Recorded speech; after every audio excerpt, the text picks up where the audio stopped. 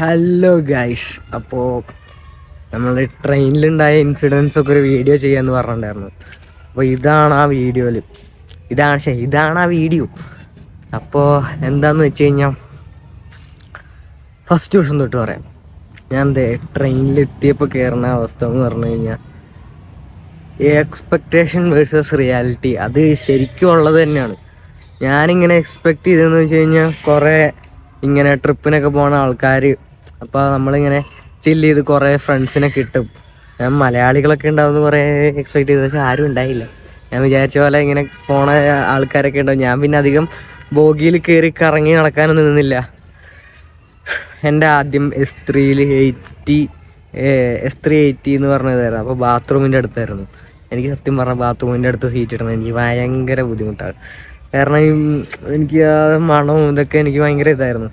അപ്പോൾ അവിടെ ഇപ്പുറത്ത് കുറച്ച് വേറെ കുട്ടികളുണ്ടായിരുന്നു. അവരുടെ ഒരു ടീമിലെ ചേട്ടൻ എൻ്റെ അടുത്ത് വന്നിട്ട് പറഞ്ഞു, ഞങ്ങൾക്കൊരു S4 64 ഇതിൽ ഒരു സീറ്റ് ഉണ്ട്, അപ്പം നിങ്ങൾക്ക് അങ്ങോട്ട് മാറാൻ പറ്റുമോ?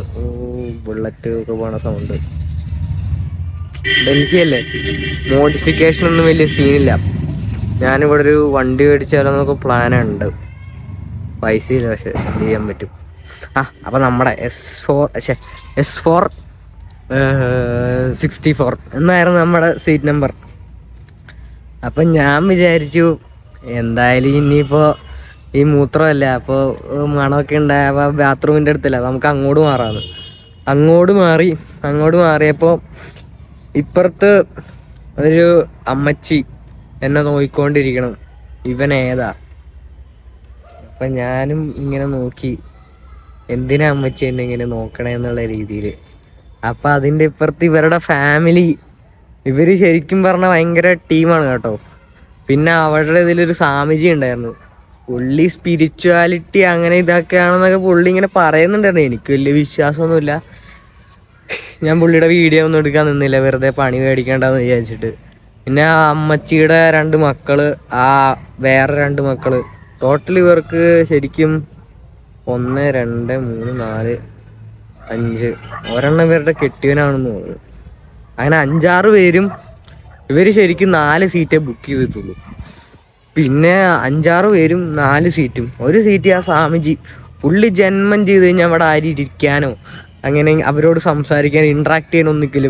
പുള്ളിയെടുത്ത് എന്തെങ്കിലുമൊക്കെ ആരെങ്കിലും എന്തെങ്കിലും ചോദിച്ചിട്ട് വന്നാൽ പുള്ളി അപ്പോൾ ഗുജുഗുജ എന്നൊക്കെ പറഞ്ഞ് ഒച്ച ഉണ്ടായിക്കൊണ്ടിരിക്കും.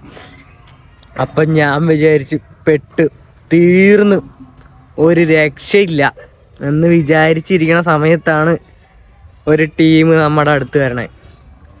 അവർക്ക് ഒരു സീറ്റേ ബുക്ക് ചെയ്തിട്ടുള്ളൂ. അപ്പോൾ അവരിങ്ങനെ, അപ്പോൾ കുറച്ച് കഴിഞ്ഞപ്പോൾ എനിക്ക് ഒരാൾ കണ്ടപ്പോൾ മുസ്ലിം മലയാളിയാണ്.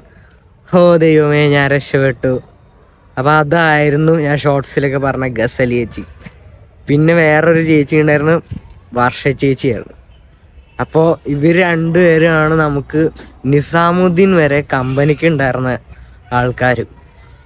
പിന്നെ ഒരാളെ എനിക്ക് എൻ്റെ മനസ്സിൽ പോകാത്ത ഒരാളെന്ന് പറഞ്ഞൊരു ദൈവദൂതനെ പോലെ ഒരാളാണ്. അയാളുടെ ഇത് ഞാൻ 2ാമത്തെ ദിവസം പറയാം. പിന്നെ എന്താണെന്ന് വെച്ച് കഴിഞ്ഞാൽ ഞങ്ങളങ്ങനെ ഫസ്റ്റ് ദിവസം ഞങ്ങളങ്ങനെ വലിയ കമ്പനി ഒന്നായിരുന്നില്ല. ഫസ്റ്റ് ദിവസം ഉച്ചയ്ക്ക് ഒരു ഇതൊക്കെ കഴിച്ചു, വെജ് ബിരിയാണി കഴിച്ചു, കുഴപ്പമുണ്ടായിരുന്നില്ല. എന്നിട്ട് ഞാൻ കുറേ നേരം വിചാരിച്ചു ഫുഡ് കഴിക്കണ്ട, ഇന്ത്യൻ റെയിൽവേ അല്ലേ, ഫുഡ് കഴിക്കണ്ടെന്ന് വിചാരിച്ചിരുന്നു. പിന്നെ ഭക്ഷണമൊക്കെ വിശന്ന് ഇതായി. ഞാൻ സ്നാക്സൊക്കെ മേടിച്ചിട്ടുണ്ടായിരുന്നു. പിന്നെ ഭക്ഷണമൊക്കെ കഴിച്ചു. അത് വലിയ കുഴപ്പമുണ്ടായിരുന്നില്ല കേട്ടോ. അത്യാവശ്യം ഞാൻ അന്നത്തെ ദിവസം കഴിച്ചതിൽ ഏറ്റവും ഫുഡ് അതായിരുന്നു നല്ലത്.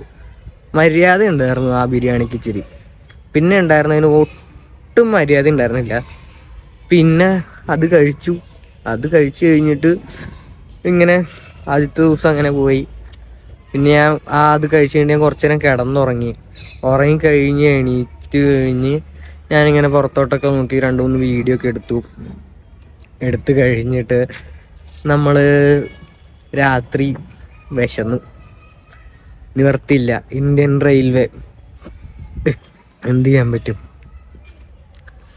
നമ്മൾ ഒരു താലി മേടിച്ചു. പുള്ളി ഇങ്ങനെ ഒരു ചേട്ടൻ ഇങ്ങനെ വരും, നമ്മളിങ്ങനെ എന്താ ഫുഡ് എന്താ എന്നുള്ള രീതിയിലൊക്കെ പുള്ളി വന്നിട്ട് ഇങ്ങനെ ചോദിക്കും, ഇതാണ് ഫുഡ്, താലി അതിനകത്ത് ഇങ്ങനെ ചപ്പാത്തി ഉണ്ട്, പൊറോട്ട ഉണ്ട്, റൈസ് ഉണ്ട്, പിന്നെ ഒരു ഉപ്പേരി പോലത്തെ ഒരു സാധനമുണ്ട്. അപ്പോൾ നിങ്ങൾക്ക് താലി വേണമെന്ന് വെച്ചു. പിന്നെയുള്ള ചിക്കൻ ബിരിയാണി, പിന്നെ എഗ് ബിരിയാണി. എനിക്ക് ചിക്കൻ ഒന്നും ട്രെയിനിൽ പോകുമ്പോൾ കഴിക്കണേന് എനിക്ക് ഒരു താല്പര്യമില്ല. അപ്പം ഞാൻ വിചാരിച്ചു എന്നാൽ പിന്നെ ഇതങ്ങ് മേടിക്കാം, എന്താ അവസ്ഥ എന്ന് നോക്കാം. അപ്പോഴും ഞാനിങ്ങനെ വിചാരിച്ചു ഇതിനകത്ത് എന്തെങ്കിലും ഇച്ചിരി മര്യാദ ഉണ്ടാവുന്നു. ഒരു മര്യാദ ഉണ്ടായിരുന്നില്ല. അപ്പോൾ എന്നിട്ട് നമ്മളത് കഴിച്ചിട്ട് അത് കിടന്നുറങ്ങി. ബാക്കിയുള്ളത് ഞാനിനി അടുത്ത വീഡിയോയിൽ പറയാം. കാരണം എനിക്കിപ്പോൾ ലാപ്ടോപ്പ് കാര്യങ്ങളൊന്നുമില്ല. ഞാനിപ്പോൾ ഇനി അവിടെ ചെന്നിട്ട് വേണം. റഫിൻ്റെയിലാണ് ഞാൻ ചെയ്തുകൊണ്ടിരുന്നത്. അപ്പോൾ ഇതിലിപ്പോൾ കൂടുതൽ വീഡിയോ ആഡ് ചെയ്ത് കഴിഞ്ഞാൽ ഇതിൽ പ്രോസസ്സ് ചെയ്യാൻ, ഫോണിൽ തന്നെ ചെയ്യാനായിട്ട് പ്രോസസ്സ് ചെയ്തെടുക്കാൻ ബുദ്ധിമുട്ടാണ്. അപ്പോൾ ഞാൻ ഇനി അവിടെ ചെന്നിട്ട് വേണം ചെയ്യാനായിട്ട്. അപ്പോൾ അതിനേക്കാൾ നല്ലത് ഇവിടുന്ന് തന്നെ ചെയ്തിട്ടിടാന്നാണ് വിചാരിക്കണത്. അപ്പോൾ ഏറ്റവും ബെറ്റർ എന്ന് പറഞ്ഞാൽ ഇതിൽ തന്നെ ചെയ്യുകയാണ്. ഈ ലാപ്ടോപ്പൊക്കെ കിട്ടിക്കഴിഞ്ഞാൽ ലാഗാവും. അപ്പോൾ ഈ വീഡിയോ നമ്മളിവിടെ അവസാനിക്കുകയാണ്. അടുത്ത വീഡിയോ നമ്മൾ ചെയ്യുന്നതായിരിക്കും ഇതിൻ്റെ തന്നെ ബാക്കിയായിട്ട് കേട്ടോ. 6 മിനിറ്റ് കൂടുതലായി കഴിഞ്ഞാൽ റെൻഡർ ചെയ്യാനും നമുക്ക് എഡിറ്റ് ചെയ്യാനൊക്കെ ഭയങ്കര ബുദ്ധിമുട്ടാണ്. വേറെ ഒന്നും കൊണ്ടല്ല, പിന്നെ മാത്രമല്ല 10 മിനിറ്റ് 20 മിനിറ്റ് ഒക്കെ ഇട്ട് കഴിഞ്ഞാൽ ആൾക്കാർ കാണുമെന്ന് തന്നെ എനിക്കറിയില്ല. നമ്മൾ ഷോർട്ടായിട്ട് ഇങ്ങനെ ചെറുതായിട്ട് ഇടുന്നതായിരിക്കും ബെറ്റർ എന്ന് എനിക്ക് തോന്നുന്നു. ഗൈസ് അപ്പോൾ ടാറ്റ.